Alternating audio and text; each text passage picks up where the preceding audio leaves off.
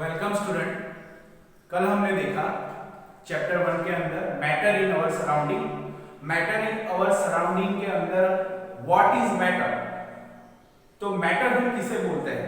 जो space occupy करता है, जिसे मास होता है, उसे हम बोलते हैं मैटर। तो मैटर के एग्जांपल कुछ इस तरह से देखे थे हमने, चेयर, टेबल। हम खुद एक मैटर है क्योंकि हमें मास है और हम स्पेस ऑक्यूपाई करते हैं। तो जिस चीज को मास रहता है, जो स्पेस ऑक्यूपाई करता है, उसे हम मैटर बोलते हैं।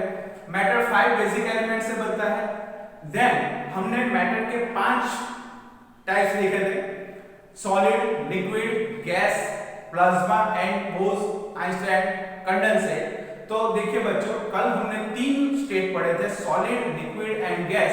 आज हम दूसरे 2, प्लाज्मा और बोस-आइंस्टाइन कंडेंसेट की बात करेंगे। प्लाज्मा, जो प्लाज्मा एक आयोनाइज्ड गैस है, very good conductor of electricity, identify shape and volume. तो बच्चों यहां पर हमने देखा प्लाज्मा किस तरह से होता है। तो प्लाज्मा जो है एक आयोनाइज्ड गैस है, उसका फिक्स वॉल्यूम रहता है, फिक्स शेप रहता है, गुड कंडक्टर ऑफ इलेक्ट्रिसिटी, मतलब इलेक्ट्रिसिटी उसमें से पास हो सकती है, वो गुड कंडक्टर है। Then BEC, Bose Einstein condensate. बच्चों मैंने यहाँ लिखा है BEC इसलिए लिखा है, उसका शॉर्ट फॉर्म है बोस-आइंस्टाइन कंडेंसेट। ओके बच्चों, तो बोस-आइंस्टाइन कंडेंसेट किस तरह से रहता है, वो स्टेट किस तरह का है? तो Bose Einstein condensate is a state of matter that can be arise at low temperature. वो लो टेम्परेचर पर रहता है, वो लो टेम्परेचर पर अराइज करता है। बच्चों BEC received Nobel prize. BEC scientist, उन्होंने जिस साइंटिस्ट के साथ मिलकर काम किया था, उनको 1995 में नोबेल प्राइज दिया गया था। Then BEC is all about molecule that are very close to each other. बच्चों आपने सॉलिड के जो मॉलिक्यूल्स देखे थे, सॉलिड के मॉलिक्यूल्स एक दूसरे के साथ एकदम नजदीक से स्ट्रांगली एक दूसरे के साथ कंबाइंड रहते हैं। उसी तरह BEC के मॉलिक्यूल भी एक दूसरे के साथ वेरी क्लोजली कंबाइंड रहते हैं। उनका इंटर अट्रैक्शन फोर्स ज्यादा रहता है। इंटर अट्रैक्शन फोर्स ज्यादा होने के कारण वो एक दूसरे के साथ क्लोजली कंबाइंड रहते हैं, स्ट्रांगली कंबाइंड रहते हैं, जिस तरह सॉलिड, लेकिन सॉलिड से भी ज्यादा ये मॉलिक्यूल एक दूसरे के साथ कंबाइंड रहते हैं। बच्चों फिर से हमने यहाँ पे देखा प्लाज्मा जो हमारा स्टेट है, then BEC Bose Einstein condensate. Plasma फिर से एक बार देखेंगे, प्लाज्मा एक आयोनाइज्ड गैस है, good conductor of electricity, identified shape and volume. और BEC मींस बोस-आइंस्टाइन कंडेंसेट। जो बोस-आइंस्टाइन कंडेंसेट है वो लो टेम्परेचर पर अराइज करता है, वो लो टेम्परेचर पर अराइज करता है। देन BEC को नोबेल प्राइज मिला था, बोस-आइंस्टाइन कंडेंसेट जिन्होंने 1995 में नोबेल प्राइज दिया गया था। देन उनके मॉलिक्यूल एक दूसरे के साथ वेरी क्लोजली अटैच्ड रहते हैं, जिस तरह से आप सॉलिड में देखते हैं।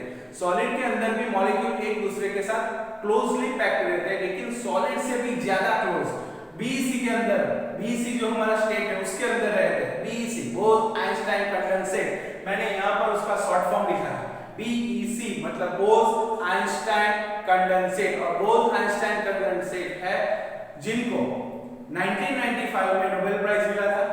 देन उसके मॉलिक्यूल एक दूसरे के साथ स्ट्रांगली, मतलब क्लोजली एक दूसरे के साथ अटैच रहते हैं और वो लो टेम्परेचर पर अराइज करता है। ओके बच्चों, तो यहाँ पर हमारे जो 2 मैटर के अंदर के जो लास्ट स्टेट थे, प्लाज्मा एंड बोस-आइंस्टाइन कंडेंसेट, वो यहाँ पर कंप्लीट हुए। देन इंटरचेंज इट्स स्टेट, मतलब बच्चों सॉलिड से लिक्विड और लिक्विड से गैस। तो इंटरचेंज कैसे होता है? आप वाटर से सभी फैमिलियर है, तो वाटर के अंदर आप देख सकते हैं कि जब वाटर सॉलिड स्टेट में रहता है तो उसे हम आइस बोलते हैं, तो सॉलिड स्टेट में से वो लिक्विड में कन्वर्ट होता है, लिक्विड में से वो वेपर में कन्वर्ट होता है। तो आपने यहाँ पर देखा इंटरचेंज इट्स स्टेट, मतलब अंदर अंदर अपना स्टेट वो चेंज करते हैं। सॉलिड, सॉलिड के अंदर हमने आइस का एग्जांपल लिया है। आइस का एग्जांपल इसलिए क्योंकि आप वाटर से सभी परिचित हो, आपको पता है वाटर एक लिक्विड स्टेट में है, लेकिन जब वो सॉलिड स्टेट में रहता है तो उसे हम आइस बुलाते हैं।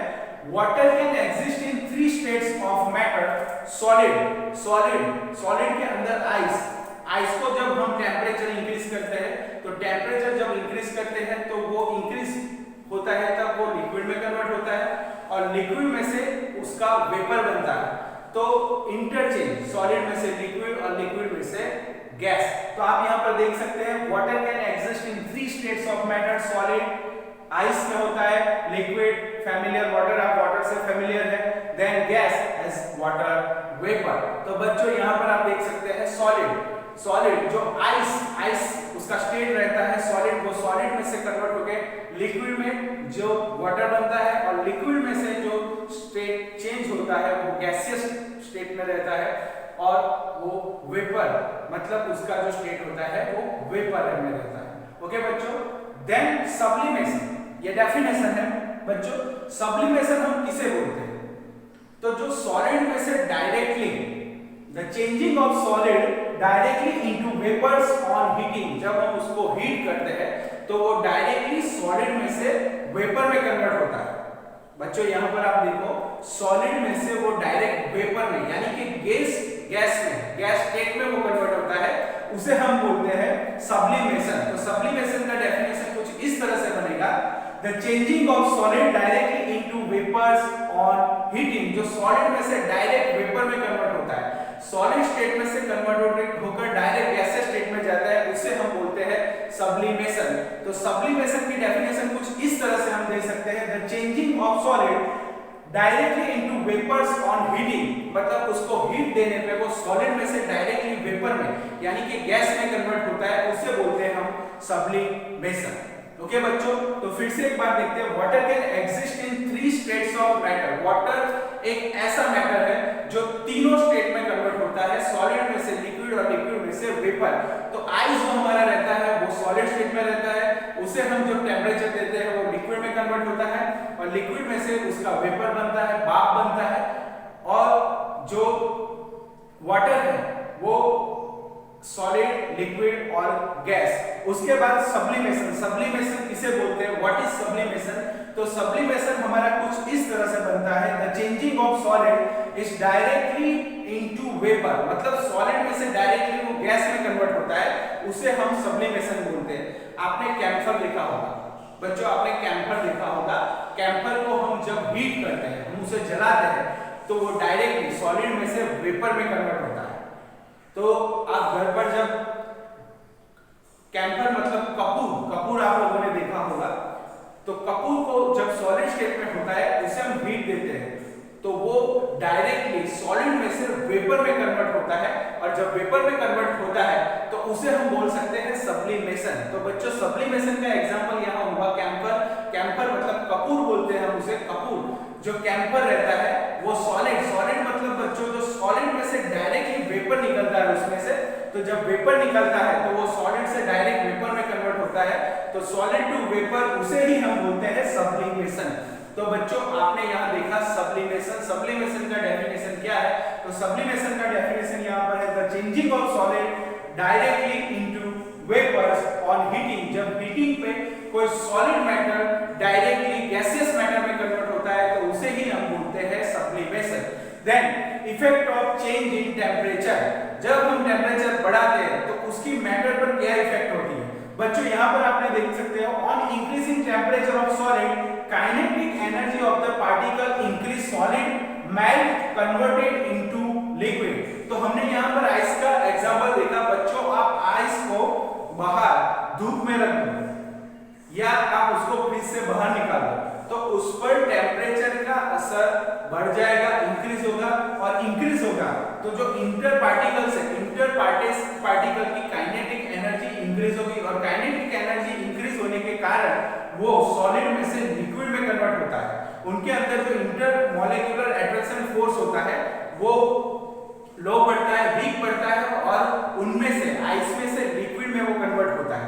तो बच्चों आप यहाँ पर देख सकते हैं चेंज इन टेम्परेचर, हम जब टेम्परेचर चेंज करते हैं, मतलब जब टेम्परेचर चेंज होता है तो टेम्परेचर चेंज होने के कारण एक स्टेट में से दूसरे स्टेट में, मतलब सॉलिड में से लिक्विड में, हमने यहाँ आइस का एग्जांपल देखा। बच्चों आप यहाँ पर देख सकते हैं आइस जो रहता है उसे हम टेम्परेचर देंगे तो वो आइस सॉलिड में से लिक्विड में, क्योंकि उनके इंटर पार्टिकल्स मॉलिक्यूल्स जो रहते हैं उनकी काइनेटिक एनर्जी, मतलब काइनेटिक एनर्जी बढ़ने के कारण वो इंटर पार्टिकल्स एक दूसरे के साथ रिएक्ट करते हैं जब हम आइस को हीट देते हैं, और हीट के कारण वो सॉलिड में से लिक्विड में कन्वर्ट होता है। बच्चों हमने यहाँ पर देखा कि जब सॉलिड में से डायरेक्टली वेपर में कन्वर्ट होते हैं तो उसे हम बोलते हैं सब्लिमेशन। जब सॉलिड में से डायरेक्टली वेपर में कन्वर्ट होता है तो उसे बोलते हैं हम सब्लिमेशन। उसी तरह बच्चों जब सॉलिड में से लिक्विड में कन्वर्ट होता है तो उसे हम बोलते हैं melting point. Melting point of ice, ice का मेल्टिंग पॉइंट 273.6 केल्विन होता है। बच्चों यहाँ पर आइस का मेल्टिंग पॉइंट है वो 273.6 केल्विन रहता है। बच्चों the temperature at which solid to becomes liquid, the temperature or which solid to become a liquid at the atmospheric pressure is called its melting point। मतलब कि हमारे जो एटमॉस्फेयर का प्रेशर होता है उस पर सॉलिड टेम्परेचर बढ़ने के कारण डायरेक्ट लिक्विड में कन्वर्ट होता है, उसे हम बोलते हैं मेल्टिंग पॉइंट। तो बच्चों यहाँ पर मेल्टिंग पॉइंट की डेफिनेशन कुछ इस तरह से है, the temperature at which solid to becomes liquid at the atmospheric pressure it's called melting point। तो बच्चों यहाँ पर हमने दो डेफिनेशन देखी, एक देखा सब्लिमेशन और दूसरा देखा मेल्टिंग पॉइंट। तो मेल्टिंग पॉइंट हम किसे बोलते हैं, तो मेल्टिंग पॉइंट जो सॉलिड में से लिक्विड में कन्वर्ट होता है, जब उस पर हम हीट देते हैं, उस पर हीट देते हैं तो वो सॉलिड में से लिक्विड में कन्वर्ट होता है, और लिक्विड में जब एटमॉस्फेरिक प्रेशर, उस पर एटमॉस्फेरिक प्रेशर लगता है तब वो सॉलिड में से लिक्विड में कन्वर्ट होता है, उसे ही हम बोलते हैं मेल्टिंग पॉइंट। तो मेल्टिंग पॉइंट की डेफिनेशन कुछ इस तरह से है, the temperature at which solid to becomes a liquid at the atmospheric pressure it's called melting point. तो बच्चों हमने यहाँ पर आज का हमारा टॉपिक सेकेंड टॉपिक देखा, जिसके अंदर हमने पढ़ा plasma and ionized gas, very good conductor of heat, identify shape and volume. Then उसके बाद हमने देखा पीईसी, बोल्स आइंस्टाइन कंडेंसेट। तो बोल्स आइंस्टाइन कंडेंसेट हमें किससे बोलते हैं, तो जिसके अंदर मॉलिक्यूल्स एक दूसरे के साथ टाइटली, मतलब क्लोजली पैक्ड रहते हैं, स्ट्रॉन्गेस्ट अट्रैक्शन फोर्स रहता है, सॉलिड से भी ज्यादा, हम उसे बोलते हैं पीईसी, बोल्स आइंस्टाइन कंडेंसेट। तो बोल्स आइंस्टाइन कंडेंसेट जो होता है उनके साइंटिस्ट को 1995 में नोबेल प्राइज दिया गया था, वो लो टेम्परेचर पर राइज करता है। ओके बच्चों, plasma and PEC then interchange its state.